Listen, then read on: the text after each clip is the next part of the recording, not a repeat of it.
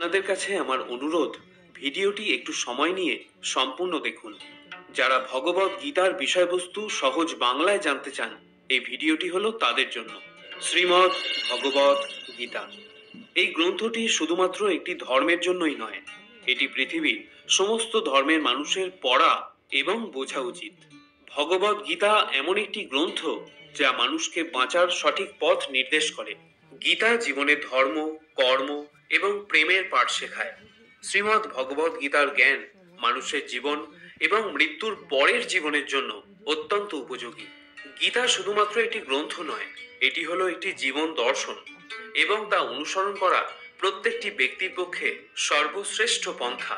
যে ব্যক্তি গীতার পথ অবলম্বন করে সেই ব্যক্তিও সর্বশ্রেষ্ঠ হয়। শোনা যায়, যে ঘরে প্রত্যেক দিন গীতা পাঠ করা হয়, ভগবান শ্রীকৃষ্ণ স্বয়ং সেই বাড়িতে বিরাজ করেন। গীতায় মোট 18টি অধ্যায় এবং 700 শ্লোক আছে, যা প্রত্যেকের পক্ষে পড়া এবং বোঝা একটু কঠিন হয়ে পড়ে। তাই আজকের এই বিশেষ ভিডিওতে শ্রীমদ্ ভগবত গীতার 251টি শ্লোকের সহজ বাংলা অনুবাদ আপনাদের সামনে উপস্থাপন করছি। সনাতন ধর্মের সর্বশ্রেষ্ঠ গ্রন্থ এই ভগবত গীতার বাণীগুলি পারলে প্রতিদিন শ্রবণ করবেন। ভগবান শ্রীকৃষ্ণ বলেন, যেরকম অন্ধকারে আলো উজ্জ্বল হয়, ঠিক সেরকমই সত্য সবসময় উজ্জ্বল হয়। এই জন্য তিনি মনুষ্যকে সর্বদা সত্যের পথেই চলতে বলেছেন। আমাদের শরীরের মধ্যে যে আত্মা রয়েছে তা হলো অবিনশ্বর। এই আত্মাকে অস্ত্র দিয়ে ছেদন করা যায় না। অগ্নি তাকে জ্বালাতে পারে না, জল তাকে ভেজাতে পারে না, এমনকি বায়ু তাকে শুষ্ক করতে পারে না। যেরকম মনুষ্য তার পুরাতন বস্ত্র পরিত্যাগ করে নতুন বস্ত্র পরিধান করে, আত্মাও সেরকম পুরাতন জীর্ণ শরীর পরিত্যাগ করে নতুন শরীর ধারণ করে। এটাই প্রকৃতির নিয়ম। এই সত্য স্বীকার করে ভয়মুক্ত হয়েই জীবনযাপন করা উচিত। প্রকৃত জ্ঞানী ব্যক্তিরা না তো মৃত ব্যক্তির জন্য শোক করেন, না তো জীবিত ব্যক্তির জন্য শোক করেন, কারণ তিনি জানেন যে ব্যক্তির মৃত্যু হয়েছে তার জন্ম হওয়া নিশ্চিত, আর যে ব্যক্তি জীবিত আছেন তার মৃত্যু হওয়া নিশ্চিত। কর্মই হলো মনুষ্যের সব থেকে বড় ধর্ম। ভগবান শ্রীকৃষ্ণ গীতায় অর্জুনকে বলেছেন, মানুষ কর্ম করার জন্যই জন্মগ্রহণ করে, আর কর্ম না করে কেউ এক মুহূর্তও থাকতে পারে না। শয়নে, স্বপনে, জাগরণে সমস্ত ব্যক্তি কর্ম করে থাকে। এটাই হলো নিয়তি, এটাই হলো প্রকৃতির ধর্ম। শ্রীকৃষ্ণ বলেন, পরিণামের চিন্তা না করে মানুষকে কর্তব্য পালন করতে হবে, সব সময় ভালো কর্ম করতে হবে, কারণ কর্ম এমন একটি ফসল যা মানুষকে কোনো না কোনো দিন কাটতেই হবে। যা হয়ে গেছে তা ভালোর জন্যই হয়েছে, যা হচ্ছে তা আমাদের ভালোর জন্যই হচ্ছে, আর ভবিষ্যতে যা হবে তা আমাদের ভালোর জন্যই হবে। তুমি অতীতের জন্য অনুশোচনা করো না এবং ভবিষ্যতের জন্যও চিন্তা করো না। এটা বর্তমান, এই বর্তমানকে উপভোগ করতে শেখো। তোমার এমন কিছু হারায়নি যার জন্য তুমি কাঁদছো। তুমি এমন কিছু আনোনি যা হারিয়ে গেছে। তুমি এমন কিছু সৃষ্টি করনি যা নষ্ট হয়ে গেছে। না তো তুমি সাথে করে কিছু এনেছো, না তো তুমি সঙ্গে করে কিছু নিয়ে যেতে পারবে। আজ তোমার যা আছে, গতকাল তা অন্য কারো ছিল, আগামীকাল তা অন্য কারো হয়ে যাবে। তুমি যেটা নিজের ভেবে মগ্ন হয়ে আছো, এই প্রসন্নতাই তোমার দুঃখের কারণ হবে। মনে রেখো, পরিবর্তনই সংসারের নিয়ম। যাকে তুমি মৃত্যু ভেবে ভয় পাও, সেটাই হলো আসল জীবন। নিজের মন থেকে তোমার, আমার, ছোট বড়, আপন পর এইসব বিভেদকে মুছে ফেলো। তাহলে দেখবে তুমি সবার, আর সবাই তোমার হয়ে যাবে। এই শরীর তোমার নয়, তুমিও এই শরীরের নয়। এই শরীর পৃথিবী, জল, অগ্নি, বায়ু দ্বারা সৃষ্ট। মৃত্যুর পর এই শরীর এগুলোতেই বিলীন হয়ে যাবে। তাহলে তুমি কে? তুমি নিজেকে ভগবানের ওপর ছেড়ে দাও। তোমার জন্য এটাই সর্বোত্তম উপায়। যে ব্যক্তি ভগবানের সমর্থন পেয়ে যায়, সে ভয়, চিন্তা, উদ্বেগ এবং শোক থেকে মুক্ত হয়ে যায়। শ্রীকৃষ্ণ বলেন, আমি সবের শুরু। আমি শুরুর আগেও ছিলাম, আবার সবকিছু শেষ হয়ে যাবার পরেও থাকবো। সবই আমার মধ্যে আছে, আর আমিও সবার মধ্যে আছি। এই পৃথিবী, চন্দ্র, সূর্য, মাটি, বায়ু, জল সবই আমার সৃষ্টি। আমি ভগবান, শয়তান, রাক্ষস এবং মনুষ্যকে সৃষ্টি করেছি। আমি ব্রহ্মা, আমি বিষ্ণু, আমি মহেশ্বর। আমি পৃথিবীর মধুর সুগন্ধ, আমি অগ্নির উষ্ণতা, সব জীবিত প্রাণীর জীবন এবং সন্ন্যাসীদের আত্মসংযমও আমি। আমি সবার পালন করি, আবার আমি সবকিছু বিনাশও করি। আমি এই পৃথিবীর সমস্ত প্রাণীকেই চিনি। কিন্তু বাস্তবে আমাকে কেউই জানতে পারে না। যখনই এই পৃথিবীতে পাপ ও অধর্ম বৃদ্ধি পায়, তখন আমি সাধুদের পরিত্রাণ করতে এবং পাপীদের বিনাশ করতে এই ধরাধামে যুগে যুগে অবতীর্ণ হই। মানুষের রাগ তার সব থেকে বড় শত্রু। এই রাগ মানুষকে নরকের দরজা পর্যন্ত নিয়ে যেতে পারে। রাগের কারণে মানুষের মন অশান্ত হয়, সে আবেগের বশে অনেক সময় নিজের ক্ষতি নিজেই করে বসে। মনের ওপর নিয়ন্ত্রণ রাখা অত্যন্ত জরুরি। মানুষের মন বায়ুর মতো চঞ্চল হয়। মন মানুষকে কাম ভাবনার ওপরে নিয়ে যায়। যদি জীবনের সফলতা অর্জন করতে চাও, তাহলে মনকে নিয়ন্ত্রণ করতে শেখো। মনকে বশে আনতে পারলে তোমার সমস্ত মনের শক্তি কেন্দ্রীভূত হবে, যার ফলে কর্মে সফল হওয়ার সম্ভাবনাও বৃদ্ধি পাবে। গীতায় ভগবান শ্রীকৃষ্ণ অর্জুনকে বলেছিলেন, যে ব্যক্তি নিজের মনের ওপর নিয়ন্ত্রণ লাভ করেছে, সেই ব্যক্তি সমস্ত উদ্বেগ এবং দুশ্চিন্তা থেকে নিজেকে দূরে রাখতে পারে। অন্যদিকে যে ব্যক্তি নিজের মনকে নিয়ন্ত্রণ করতে পারে না, তার মন তার সব থেকে বড় শত্রু হয়ে যায়। সব সময় সন্দেহ করা ব্যক্তিরা না তো এই জীবনে শান্তি পায়, না তো পরজীবনে। তাই সন্দেহ প্রবণ ব্যক্তির থেকে সর্বদা দূরে থাকুন। যারা সদা সর্বদা সন্দেহ করতে থাকেন, তাদের মনের স্বাভাবিক স্থিতি নষ্ট হয়ে যায়, আর ভ্রমের বশবর্তী হয়ে তারা আপনজনদের মধ্যে সম্পর্কগুলোকে নষ্ট করে ফেলে। শরীরের সৌন্দর্য মনকে আকর্ষণ করে, কিন্তু স্বভাবের সৌন্দর্য হৃদয়কে আকর্ষণ করে। তাই মানুষের স্বভাব সদা সর্বদা নির্মল হওয়া উচিত। কে কি করছে, কেন করছে এবং কিভাবে করছে, এইসব থেকে যত আপনি দূরে থাকবেন, ততই আনন্দে থাকবেন। জীবনে আমরা কতটা ঠিক এবং কতটা ভুল, তা শুধুমাত্র দুজনেই জানে। এক হলেন পরমাত্মা, আর অন্যজন আমাদের অন্তরের আত্মা। ভগবান শ্রীকৃষ্ণ বলেন, যে মানুষের মধ্যে জ্ঞানের অভাব এবং ঈশ্বরের প্রতি শ্রদ্ধার অভাব রয়েছে, সে মানুষ জীবনে কখনো আনন্দ এবং সফলতা প্রাপ্ত করতে পারে না। মায়া, এই মায়া হলো বিনাশের প্রধান কারণ। মানুষের দুঃখের প্রধান কারণও হলো এই মায়া। যে যত বেশি মায়া করবে, সে তত বেশি কষ্ট ভোগ করবে। ভগবান বলেন, যে কঠিন পরিস্থিতিতেও তোমার পাশে থাকে, তাকে তুমি সর্বদা পাশে রেখো। কিন্তু যে তোমার সাথে প্রতারণা করে, তাকে বিশ্বাস করার ভুল কখনো করো না। যেখানে তোমার সম্মান নেই, সেখানে কখনোই যাওয়া উচিত নয়। যেখানে তোমার সম্মান নেই, সেখানে কখনোই যাওয়া উচিত নয়, সেটা কারো বাড়ি হোক বা হৃদয়। অন্যথায় লোকেরা তোমাকে বোকা এবং দুর্বল মনে করবে। যদি বৃষ্টির আকাল হয়, তাহলে ফসল নষ্ট হয়ে যায়, আর আকাল যদি সংস্কারের হয়, তাহলে সম্পর্ক নষ্ট হয়ে যায়।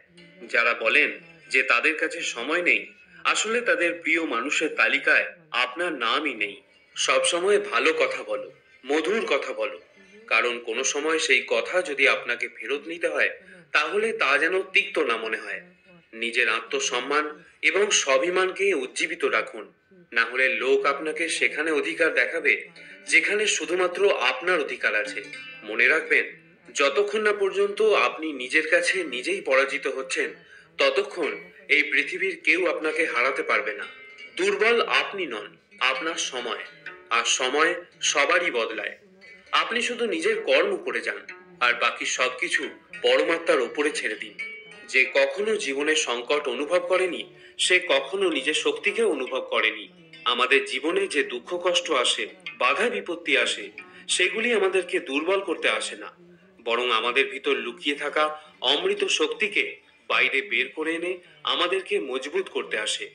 যে অন্যের কষ্ট বুঝতে পারে, যার মধ্যে দয়া আছে, যাদের মন পবিত্র, তারা এই জন্ম মৃত্যু চক্র থেকে চির মুক্তি পায়। ভগবান বলেন, কাউকে কোনো জিনিস দিয়ে কখনো অহংকার করো না, কারণ কে বলতে পারে তুমি সেই জিনিস দান করছো নাকি আগের জন্মের ধার পরিশোধ করছো। অহংকার, এই অহংকারে মানুষের বৈভব, বংশ এবং প্রতিষ্ঠা চলে যায়। যদি বিশ্বাস না হয়, তাহলে রাবণ, কৌরব এবং কংসকে দেখো। অতিরিক্ত রাগের বশবর্তী হয়ে কোনো সিদ্ধান্ত নেবেন না। যখন রাগ হবে, একটু থেমে যান, দেখবেন জীবন আরো সহজ হয়ে উঠবে। যে ব্যক্তি ভগবত গীতা পড়ে, বাস্তবে তার ব্যবহার করতে জানে, তার অতীতের সমস্ত কুকর্মের প্রভাব ধীরে ধীরে নষ্ট হয়ে যায়। যা আমাদের ভাগ্যে প্রকৃতই থাকে, তা আমাদের কাছে স্বয়ং চলে আসবে, আর যা আমাদের ভাগ্যে নেই, তা এসেও চলে যাবে। যেমন দমকা জোরালো হাওয়া নৌকাকে পথভ্রষ্ট করে দেয়, ঠিক সেরকমই কামনা বাসনা মানুষের মনকে বিভ্রান্ত করে। পরমেশ্বর বলেন, যে ব্যক্তি সুখ দুঃখে, মান অপমানে, জয় পরাজয়ে বিচলিত হন না, সেই ব্যক্তি আমার অত্যন্ত প্রিয়।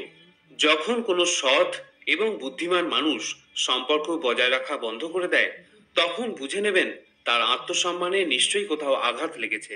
মনে রাখবেন, ভালোবাসা সবসময় ক্ষমা চাইতে পছন্দ করে, কিন্তু অহংকার সর্বদা ক্ষমা শুনতে পছন্দ করে।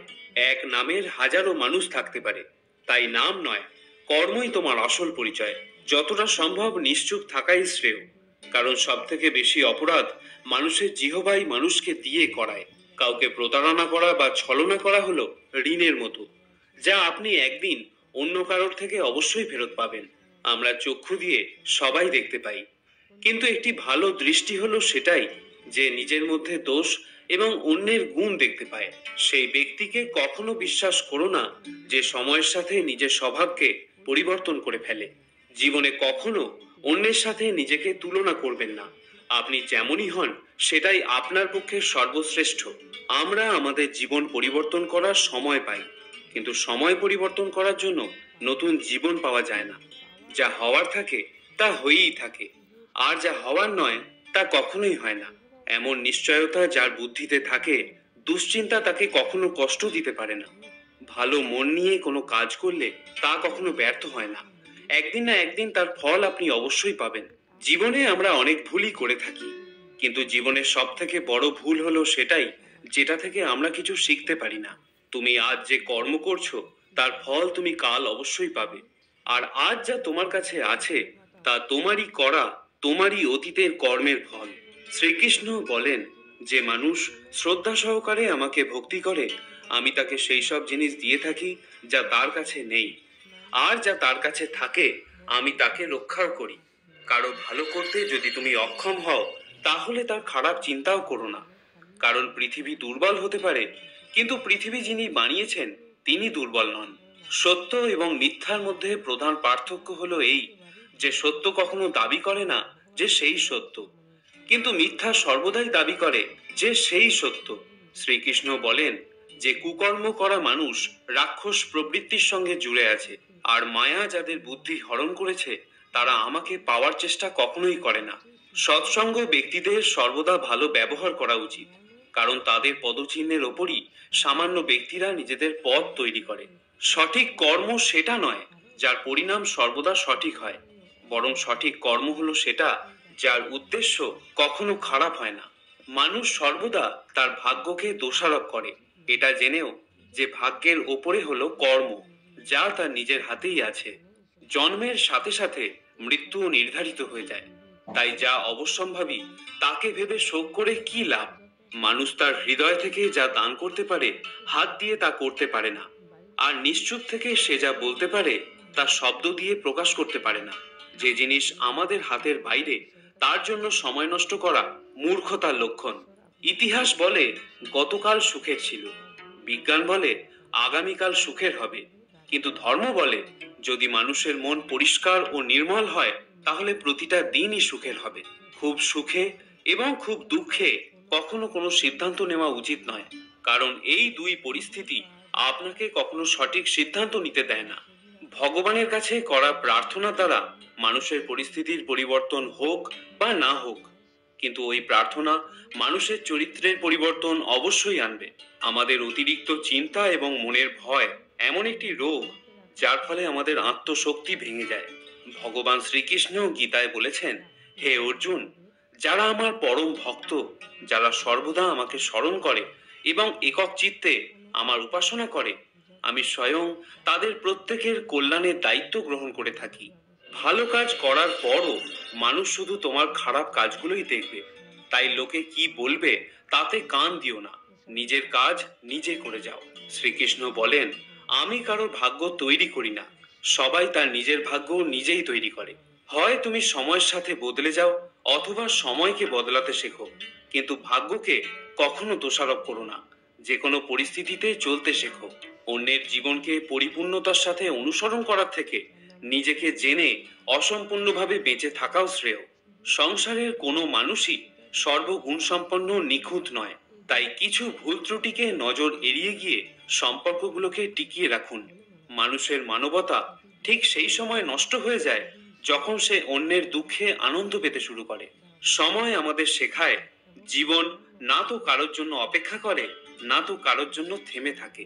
মানুষকে তার কর্মের সম্ভাব্য ফলাফলের দ্বারা প্রাপ্ত জয় পরাজয়, লাভ ক্ষতি, সুখ দুঃখ ইত্যাদির সম্ভাব্য পরিণতির কথা ভেবে চিন্তাগ্রস্ত হওয়া উচিত নয়। অহংকার আর সংস্কারের মধ্যে পার্থক্য আছে। অহংকার অন্যের মাথা নত করে খুশি হয়, কিন্তু সংস্কার স্বয়ং মাথা নত করে খুশি হয়। যখন পরিবারের সদস্যদের অপ্রীতিকর মনে হয় এবং অপরিচিতদের নিজের মনে হয়, তখন বুঝে নিও ধ্বংসের সময় শুরু হয়ে গিয়েছে। একজন কর্মযোগী নিজের মনের সমস্ত লালসাকেই পরিত্যাগ করে। জীবনের কর্তব্যবোধে কাজ সে নিশ্চয়ই করে, কিন্তু কোনো কার্যে আবদ্ধ হয় না। অর্থাৎ যে ব্যক্তি নিজের কর্মে আশা এবং আকাঙ্ক্ষা রাখে না, সেই ব্যক্তির কর্মের পূর্ণতা প্রাপ্তি ঘটে। যার মন সফলতা এবং বিফলতায় সমভাবাপন্ন থাকে, সেই রূপ ব্যক্তিকেই কর্মযোগী বলা হয়, এবং এই রূপ ব্যক্তি জীবনে বারংবার সফল হয়। গীতায় ভগবান শ্রীকৃষ্ণ অর্জুনকে বলেছিলেন, হে অর্জুন, আশা থেকে কামনার উদ্ভব হয়, কামনা থেকে অসন্তোষের উদ্ভব হয়, অসন্তোষ থেকে ক্রোধ উৎপন্ন হয়, আর এই ক্রোধ থেকে মোহ জন্ম নেয়। এই মোহ উৎপন্ন হলে মানুষ আচার ব্যবহারের জ্ঞান ভুলে যায়। জ্ঞান ভুলে গেলে বুদ্ধি চলে যায়, সে অনুচিত কার্য করতে থাকে এবং সমাজ এইরূপ ব্যক্তিদের শত্রু হয়ে যায়।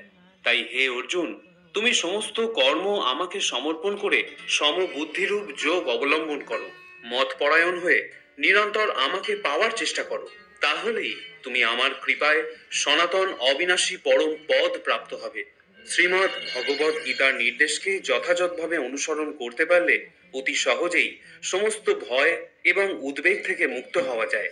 এই জীবনে ভয় ও শোকাদি বর্জিত হয়ে পরবর্তী জীবনে চিন্ময় স্বরূপ অর্জন করা যায়। কেউ যদি আন্তরিকভাবে এবং অত্যন্ত গুরুত্ব সহকারে ভগবদ গীতা পাঠ করে, তাহলে ভগবানের করুণায় তার অতীতের কোনো পাপকর্মের ফল তাকে প্রভাবিত করতে পারে না। প্রতিদিন জলে স্নান করে মানুষ নিজেকে পরিচ্ছন্ন রাখতে পারে, কিন্তু কেউ যদি ভগবদ গীতার গঙ্গা জলে একটিবারও স্নান করে, তাহলে তার জড়জীবনের মলিনতা একেবারে বিনষ্ট হয়ে যায়। যেহেতু ভগবদ গীতার বাণী স্বয়ং পরম পুরুষোত্তম ভগবানের মুখনিসৃত বাণী, তাই এই গ্রন্থ পাঠ করলে আর কোনো বৈদিক সাহিত্য পড়বার দরকার হয় না। গভীর নিষ্ঠা ও আন্তরিকতার সঙ্গে নিয়মিতভাবে ভগবদ গীতা শ্রবণ এবং কীর্তন করলে আমাদের অন্তর্নিহিত ভগবত ভক্তির স্বাভাবিক বিকাশ ঘটে। বর্তমান জগতে মানুষের নানা রকম কাজে এতই ব্যস্ততা থাকে যে তাদের পক্ষে সমস্ত বৈদিক সাহিত্য পাঠ করা সম্ভব নয়, আর সমস্ত বৈদিক সাহিত্য পড়বার প্রয়োজনও নেই। এই একটি গ্রন্থ ভগবদ গীতা পাঠ করলে মানুষ সমস্ত বৈদিক জ্ঞানের সারমর্ম উপলব্ধি করতে পারে, কারণ ভগবদ গীতা হলো বেদের সার, এবং এই গীতা স্বয়ং ভগবানের মুখনিসৃত উপদেশ বাণী। ঈশ্বর পরমঃ কৃষ্ণ সচ্চিদানন্দ বিগ্রহ অনাদিরাদির গোবিন্দ সর্ব কারণ কারণম। বন্ধুরা, আজকের এই ভিডিওটি যদি আপনার ভালো লাগে তাহলে একটি লাইক করতে ভুলবেন না, আর তার সাথে আপনার আপনজনদের মধ্যেও এই ভিডিওটি শেয়ার করে নিন। দেখা হবে আবার অন্য একটি ভিডিওতে। ততক্ষণের জন্য ভালো থাকুন, সুস্থ থাকুন। জয় শ্রীকৃষ্ণ।